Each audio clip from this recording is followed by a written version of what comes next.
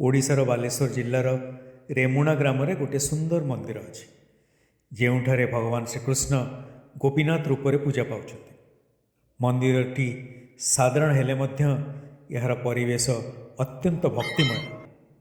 एठारे पूजित गोपीनाथ को स्नेहर सहित क्षीरचोर गोपीनाथ बोली कहुए।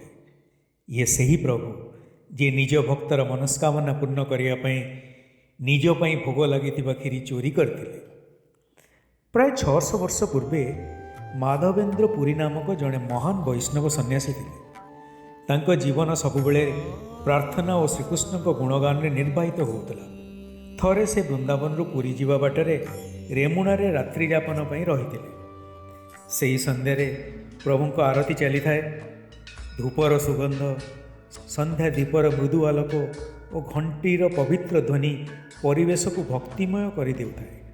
से समय माधवेन्द्र पुरी मंदिर को प्रवेश करी प्रभु को अपरूप प्रतिमा देखी अत्यंत भाव विह्वल हो जाते। से ही राति पूजारी माने 12टी माटी घड़े चाउल खीरी भोग भाव गोपीनाथ को अर्पण कले। से खीरी भोग लगुला बेले ताकू देखी माधवेन्द्र मनरे खीरीर स्वाद चाखा इच्छा जागृत है।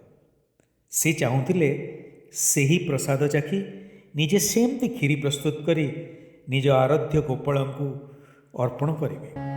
किंतु से तुरंत ए भावना को त्याग कले, कारण निजपाई प्रभु को भोग को इच्छा करने उचित नुहे बोली से भावे। दर्शन कर सारे माधवेन्द्र पुरी मंदिर बाहर बसी ध्यान रे लीन है। किंतु मंदिर भितर गोपीनाथ निज भक्त नीरव इच्छा को शुणी से एणे पूजारी मैंने भोग सफा करने बेले देखिले जे गोटे घड़ा खीरी नहीं। परिस्थिति गंभीर होगा लगिला। शेष में मुख्य पूजारी शोला बेले स्वप्न रे गोपीनाथ प्रकट होई कहले, मोर प्रिय भक्त माधवेन्द्र पुरी पाई मु गोटे घड़ा खीरी लुचई रखी, तमें जाई तांकु देई आस। मुख्य पूजारी आश्चर्यचकित होई उठिले और माधवेन्द्र को खोजा लगे। मंदिर बाहर माधवेन्द्र पुरी को पाइले, हाथ जोड़ी खीरीर घड़ा तांको अर्पण कले।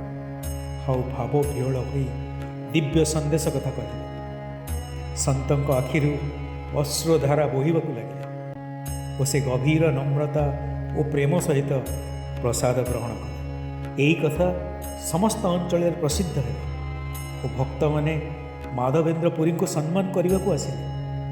किंतु जस तांको आध्यात्मिक जीवन को विघ्न करें बोली भावी से परदिन सकाळे शांत भाव रेमुणा छाड़ी चलीगले। यही घटना परठारु प्रभुंक नाम क्षीरचोर गोपीनाथ भाव प्रसिद्ध है। आज यही मंदिर रे माटी हांडी रे प्रस्तुत अमृत केली खीरी मुख्य प्रसाद भाव अर्पण करा।